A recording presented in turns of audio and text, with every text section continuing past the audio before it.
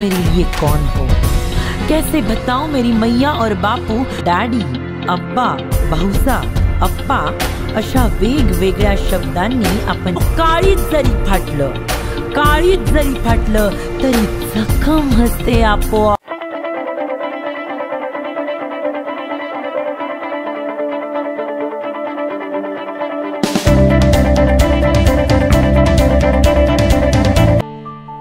नमस्कार रसिक श्रोते हो, सर्व रसिकांना श्रेयस कटारियाचा सविनय नमस्कार. रसिका हो, जीवनात दोन प्रकारच्या वृत्ती असतात, पॉझिटिव्ह आणि निगेटिव्ह. आपल्या विचारातच आपल्या वृत्तीचा उगम होतो आणि ही पॉझिटिव्ह एनर्जी, पॉझिटिव्ह विचारसरणी आपल्यात निर्माण व्हावी म्हणून चांगल्या व्यक्तींचे मौल्यवान विचार आपणास विविध व्याख्यानाद्वारे ऐकता यावे यासाठी गौतम स्मृती फाउंडेशन व्याख्यानमालेचे आयोजन केले जाते. याच व्याख्यानमालेमधील व्याख्यानाचा लाभ या सीडीच्या माध्यमाने होत आहे. या व्याख्यानमालेमधील ज्येष्ठ साहित्यिकांची व्याख्याने आपल्या व्यवहारी जीवनात निश्चितच उपयुक्त ठरतील. याच व्याख्यानमालेमधील प्रथम पुष्प समर्पित केले आहे डॉक्टर श्वेता राठोड यांनी, ज्याला रडता येत नाही त्याचंच नाव बाप. द्वितीय पुष्प गुंफले आहे प्राध्यापिका सुरेखा कटारिया यांनी, वात्सल्याचा पाझर आई. तर तृतीय पुष्प अर्पित केले आहे डॉक्टर विश्वास मेहेंदळे यांनी, मला भेटलेली माणसे. तर चला आस्वाद घेऊया या रसाळ वैचारिक गौतम स्मृती फाउंडेशनने आयोजित केलेल्या व्याख्यानमालेचा. बाबा, तुमच्या अस्तित्वाची किती सुंदर झालं, कधी आपुलकीचा वारा तर कधी मायेची पाखर. आमचे चुकले माकले तवा घालतो सपोटी, कर्तव्य दक्षतेचे शब्द नेहमीच तुझ्या ओठी. आजवरी पाहता आलो तुझी कठोरता, कर्तव्य दक्षता, कशा आणि केव्हा झाल्या त्याच्या भावकथा. ज्याला रडता येत नाही त्याचंच नाव बाप. सादर करीत आहे डॉक्टर श्वेता निलेश राठोड. नमस्कार रसिक श्रोते हो, या सभा मंडपामध्ये उपस्थित असणाऱ्या सर्व रसिकांना डॉक्टर श्वेता राठोडचा सविनय नमस्कार. रसिक हो, पिता, बाबा, पप्पा, डॅडी, अब्बा, भाऊसा, अप्पा अशा वेगवेगळ्या शब्दांनी आपण ज्यांना पुकारतो तो म्हणजे बाप. आजच्या आपल्या व्याख्यानाचा विषय आहे, ज्याला रडता येत नाही त्याचंच नाव बाप. रसिक हो, पुस्तकांच्या पलीकडचे ज्ञान भंडार असणारे बाबा, बोबड्या बोलीपासून सगळं काही शिकवणारे पप्पा, कुटुंबाचा उदरनिर्वाह करण्यासाठी सतत झटणारे अब्बा, किंवा खंबीरपणे उभी राहण्याची ताकद देऊन जगाच्या बाजारात वावरायला शिकवणारे भाऊसा, विश्वाच्या अनंत काळापर्यंत सदैव सर्वांसाठी खुले असणारे एक विश्वविद्यालय, म्हणजेच तो आहे आपला बाप. रसिक हो, आई आणि बापाचं महत्त्व, आई बापाचं आपल्या जीवनातील स्थान अगदी अनन्यसाधारण आहे. आपल्या प्रत्येकाच्या आयुष्यातील आद्य गुरु, आपले प्रेरणास्थान म्हणजे सर्वेसर्वा आपले आई बाप. खरंच आई बाप म्हणजे नक्की काय असतं, तर परमेश्वराने तुम्हाला दिलेलं ते ॲडव्हान्समध्ये एक पाढवळ असतं. आई आणि बाप हे दोन्ही शब्द द्वंद्व समासामध्ये मोडतात. कोणी मोठा न कोणी लहान, दोन्ही असतात समसमान. परंतु ह्या दुर्लक्षित झालेल्या कर्तव्यदक्ष बापाची व्यथा ऐकत असताना क्षणभर मन गलबलून गेलं. डोळ्यात आसवांची गंगा दाटून आली. कळत न कळत त्यातील काही जलबिंदू डोळ्याच्या कडातून निसटून गालावर ओघळले. तेव्हाच मनात विचार आला, खरंच आपल्या जीवनात वडिलांचं स्थान किती महत्त्वाचं आहे. अरे, मातृत्वाचे गोडवे अनेक कवींनी, अनेक लेखकांनी गायले, परंतु साहित्यात वडिलांविषयी लेखनाला फारसा वाव मिळाला नाही. पण प्रत्येकाच्या वैयक्तिक जीवनात वडिलांचे स्थान एका अढळ पदावर आहे.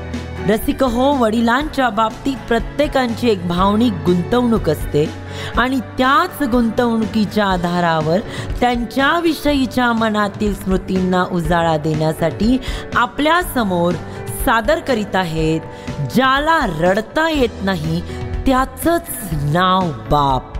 या व्याख्यानाला सुरुवात करण्यापूर्वी ज्या आई वडिलांनी मला घडविले त्या आई वडिलांसाठी म्हणजेच प्रकाश व सुरेखा कटारिया व शांता व सुरेशजी राठोड यांच्यासाठी ही शब्द फुले समर्पित करते. कैसे बताऊं मेरी मैया और बापू तुम मेरे लिए कौन हो. कैसे बताऊं मेरी मैया और बापू तुम मेरे लिए कौन हो. तुम मेरे लिए धड़कनों का गीत हो, जीवन का तुम संगीत हो. तुम जिंदगी, तुम बंदगी, तुम ताजगी, तुम रोशनी, तुम हर खुशी, प्यार हो, प्रीत हो, मनमीत हो. मेरे मैया और बापू, मेरी आंखों में तुम, मेरी नींदों में तुम, मेरे ख्वाबों में तुम हो मेरी हर बात में, तुम हो मेरे दिन रात में. मेरे लिए जागे भी तुम, मेरे लिए सोए भी तुम, मेरे लिए हंसे भी तुम, मेरे लिए रोए भी तुम, मेरे लिए रात रात भर तकिए तक बैठे भी तुम. जाऊं कहीं, देखूं कहीं, तुम हो वहाँ, तुम हो वहीं. कैसे बताऊं मैं मैया और बापू, तुम बिन तो मैं कुछ भी नहीं, तुम बिन तो मैं कुछ भी नहीं, तुम बिन तो मैं कुछ भी नहीं. रसिक हो, रणरण त्या उन्हात जशी झाडाची सावली असते तशीच प्रत्येकाच्या जीवनात वडिलांची सावली असते. अहो, आईचे गुणगान आपण खूप गायले, पण बिचाऱ्या बापाने मात्र काय केले. बिकट प्रसंग बापच सदा सोडवे, आपण फक्त गातो आईचेच गोडवे. आईकडे असतील अश्रूंचे पाठ, परंतु बाप म्हणजे कर्तृत्वाचा घाट. आठवते जेवण करणारी प्रेमळ आई, त्या शिदोरीची सोयही बापच पाही. देवकी यशोदेचे प्रेम मनात जरूर साठवा, टोपलीतून बाळास नेणारा वासुदेव आठवा. अहो, रामासाठी कौसल्याची झाली असेल कसरत, रामासाठी कौसल्याची झाली असेल कसरत, परंतु पुत्र वियोगाने मरण पावला तो होता बाप दशरथ. काटकसर करून मुलास देतो पॉकेट मनी, आपण मात्र वापरी शर्ट पॅन्ट जुनी. मुलीला हवे ब्युटी पार्लर, नवी साडी, घरी बाप घोटवितो बिन साबणाची दाढी. वयात आल्यावर मुले आपल्याच विश्वात मग्न.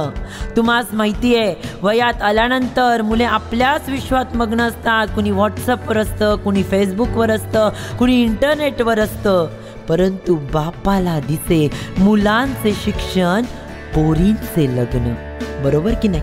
अहो, सद्य परिस्थिती काहीतरी वेगळीच आहे. लगे रहो मुन्ना भाई या पिक्चर मधील त्या दिवशी पंक्ती ऐकल्या आणि खरंच अंगावर रोमांच उठला. काय होत्या बरं त्या पंक्ती, की शहर की इस दौड़ में दौड़ दौड़ के करना क्या है. शहर की इस दौड़ में दौड़ दौड़ के करना क्या है, और अगर यही जीना है तो मरना क्या है. आप ग्रीन पे नंगे पाँव चलते क्यों नहीं. 108 चैनल मगर दिल बहलते क्यों नहीं. मोबाइल लैंडलाइन सबकी भरमार है, मगर जिगरी दोस्त तक पहुँचे ऐसे तार कहाँ है.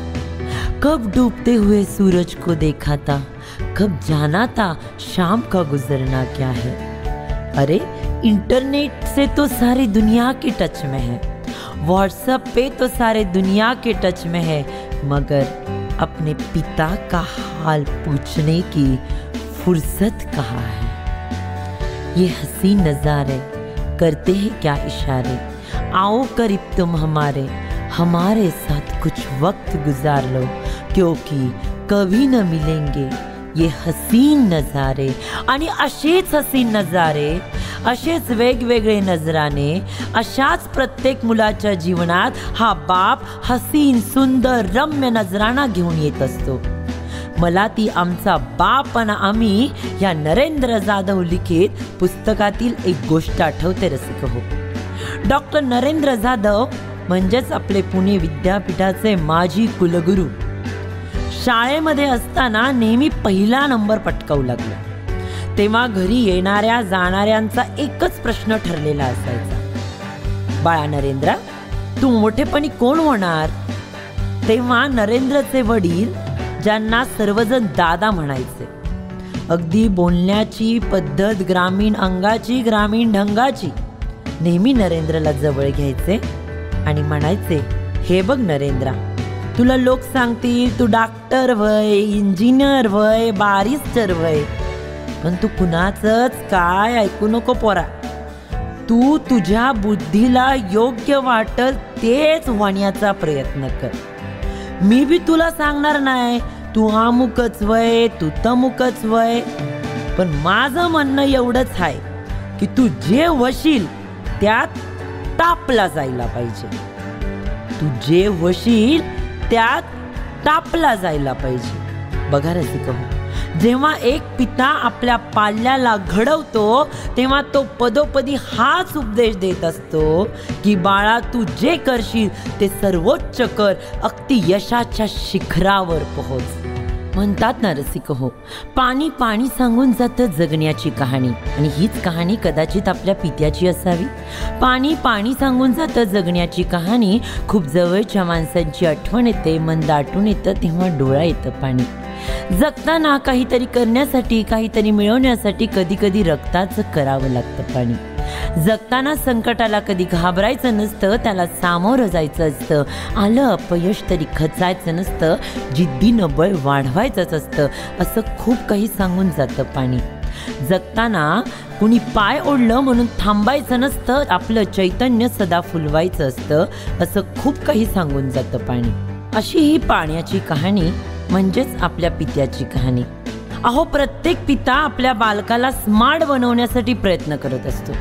तुम्ही म्हणा स्मार्ट म्हणजे काय? SMART, smart. S for specific, की आपल्या बालकाने स्पष्ट असावे, मोघम नसावे.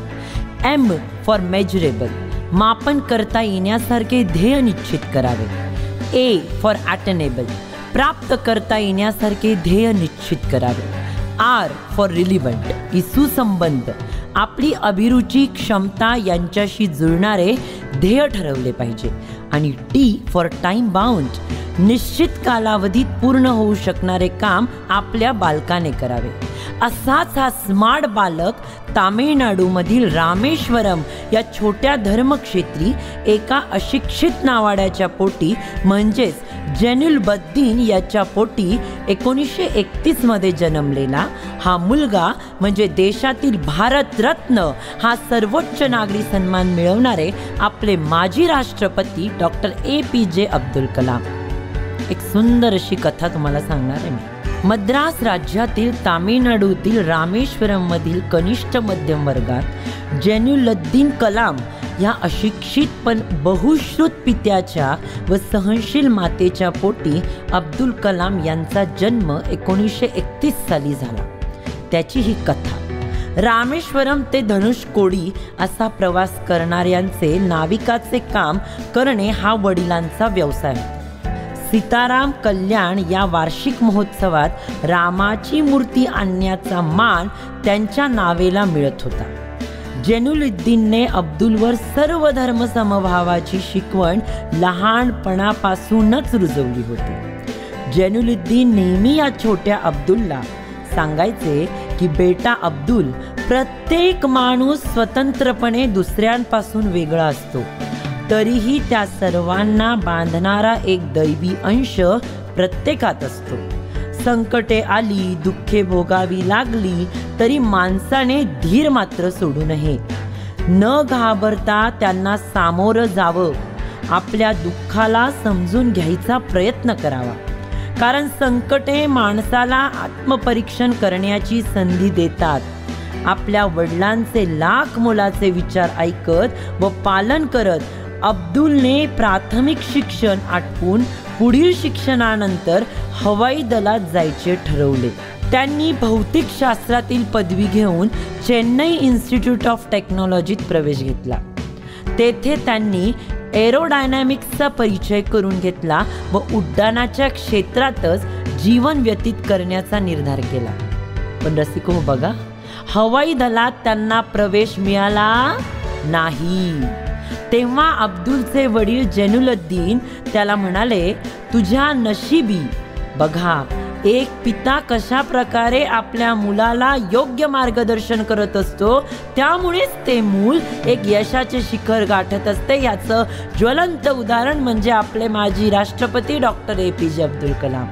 जैनुलुद्दीन त्यांचे पिता अब्दुल्ला म्हणाले, बेटा अब्दुल, तुझ्या नशिबी ह्याच्यापेक्षा काही उदात्त असेल. दुःख, अपयश, निराशेच्या अंधारातून या वडिलांच्या उपदेशाने, दिलेल्या विश्वासाने अब्दुल सावरला व त्यांनी अग्निबाणाच्या निर्मितीचे संशोधनात्मक काम सुरू केले.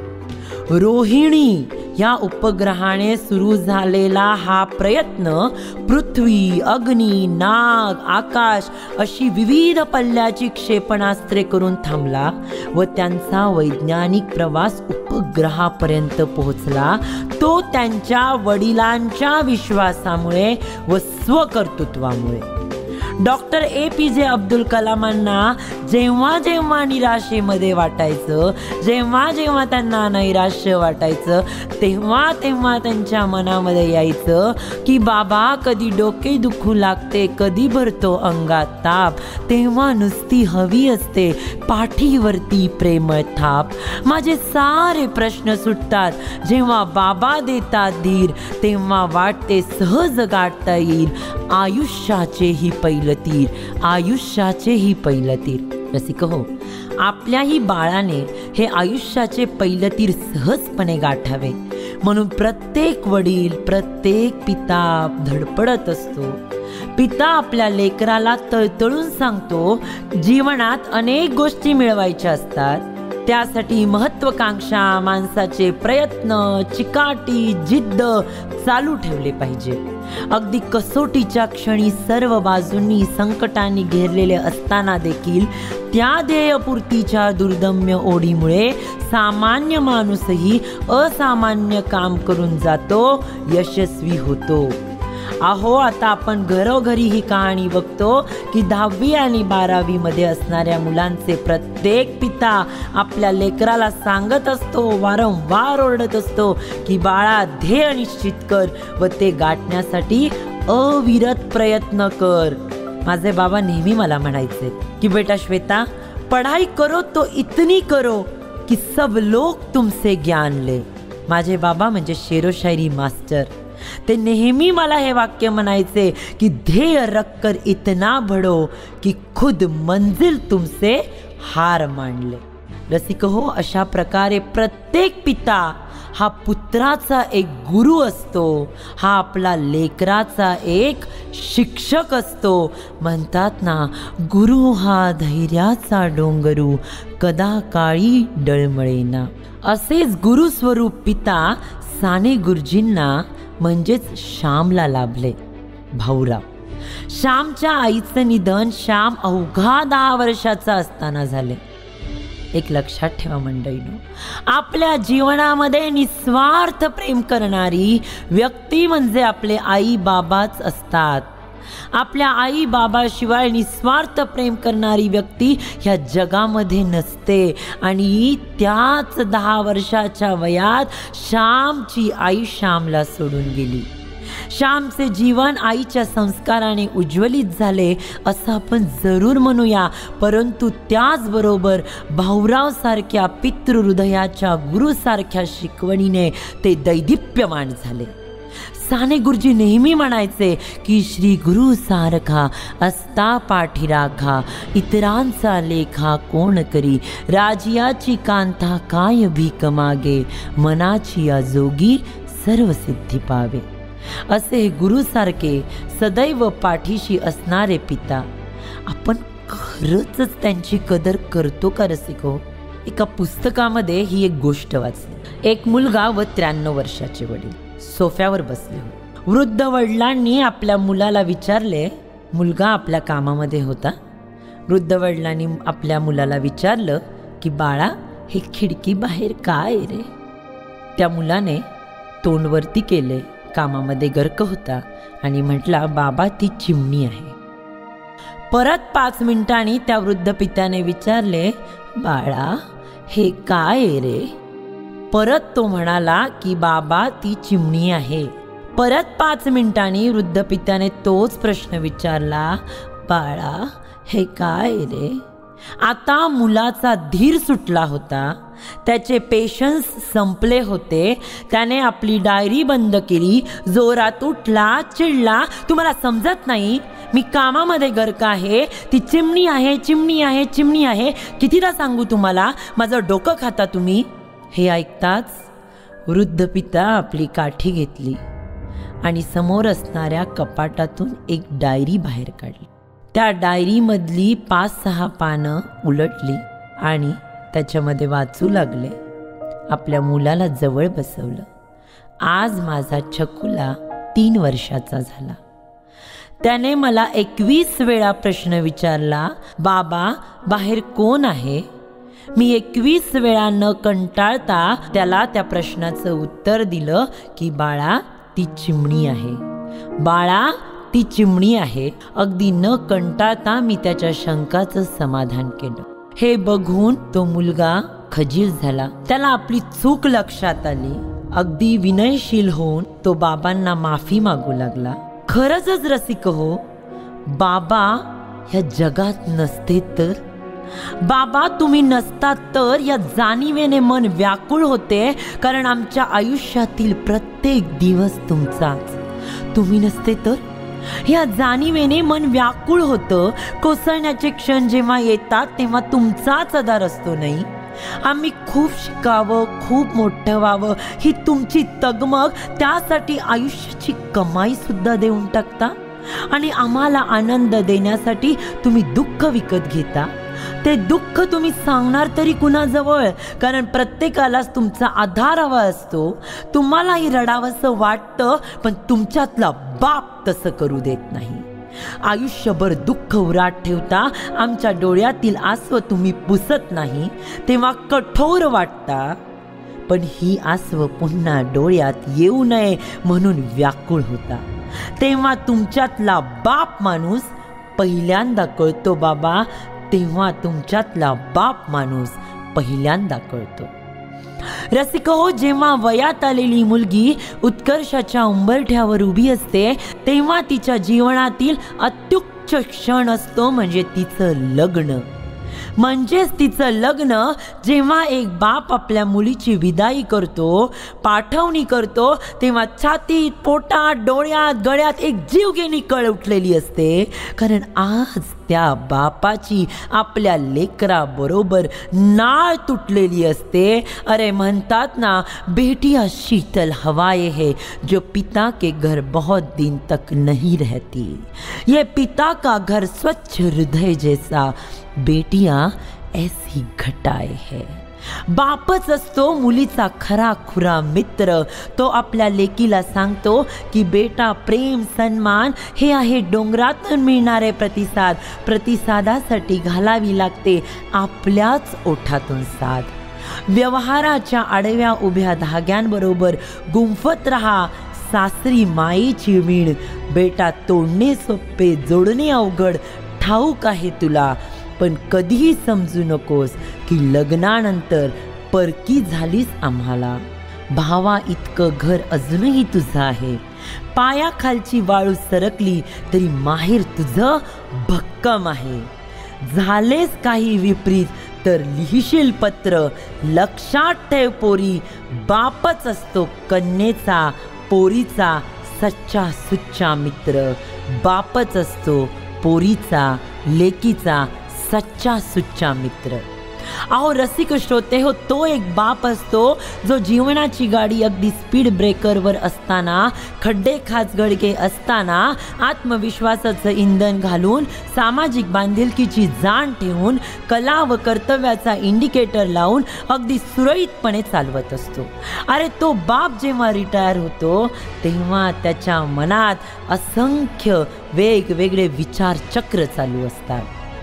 एक गोष्ट सांगावीशी वाटते. उल्मा रुफॉल्ड नावाची सर्वात मोठी अमेरिकन धावपटू. लहानपणीच ती पायात अदू आहे हे तिच्या पित्याच्या लक्षात आलं. त्यांच्या मनामध्ये आपल्या उल्माप्रती जबरदस्त विश्वास होता. त्यांनी अनेक ठिकाणी प्रयत्न केले, परंतु काही केल्या त्यांच्या प्रयत्नांना यश मिळत नव्हते. एक दिवशी त्यांना समजले की त्यांच्या गावापासून 80 किलोमीटर अंतरावर एक प्रसिद्ध डॉक्टर आहे. उल्माच्या वडिलांनी नियमितपणे उल्मावर उपचार पद्धती सुरू केली. थोड्या दिवसात उल्मा हळूहळू चालायला शिकली. उल्माच्या वडिलांमध्ये दुर्दम्य इच्छाशक्ती, मनाचा पक्का निर्धार व उल्माप्रती विश्वासाचं बळ होतं. त्यांना माहिती होतं की माझी मुलगी बाकीच्या सर्वसामान्य मुलांप्रमाणे चालेल, पळेल, कारण त्यांना ठाऊक होतं ते उल्मासाठी अत्यंत मनापासून प्रेमाने मेहनत घेत आहे. काही कालावधीनंतर उल्मा पूर्णपणे स्वतःच्या पायावर उभी राहिली व चालू शकली. आंतरशालेय पळण्याच्या शर्यतीत प्रथम क्रमांक पटकावू लागली. हे सर्व बघून उल्माचे वडील उल्माचे धैर्य वाढवत होते आणि एके दिवशी हीच उल्मा रुफाल्ड अमेरिकन ऑलिम्पिक स्पर्धेमध्ये 5 गोल्ड मेडल धावण्याच्या शर्यतीत पटकावून विजेती झाली. म्हणजेच रसिको, आपल्या पिताचा आपल्या प्रति असणारा विश्वास.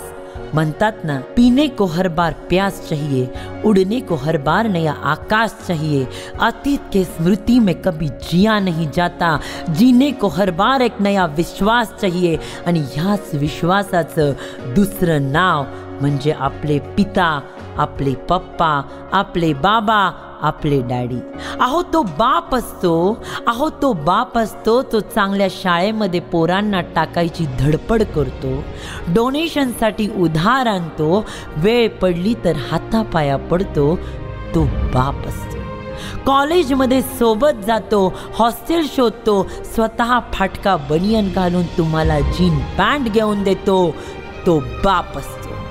स्वतःला साधा मोबाईल वापरून तुम्हाला स्टायलिश स्मार्टफोन मोबाईल घेऊन देतो. तुमच्या प्रीपेडचे पैसे स्वतः भरतो. तुमचा आवाज ऐकण्यासाठी तरसत असतो. तो बाप असतो. लव्ह मॅरेज करायला निघाला की खूप चिडतो. सगळं नीट पाहिलं का म्हणून खूप ओरडतो. बाबा, तुम्हाला काही समजतं का? असं ऐकल्यावर खूप धाय मोकलून रडतो, नाराज होतो, नैराश्य येतं. तो बाप असतो. जाताना पोरगी सासरी धाय मोकलून रडतो, माझ्या जीवला नीट ठेवा असं हात जोडून सांगतो. तो बाप असतो.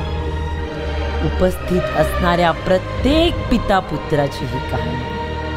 बापाचं आपल्या लेकाप्रती जे प्रेम असतं ते प्रेम झऱ्यासारखं निर्मळ पवित्र असतं.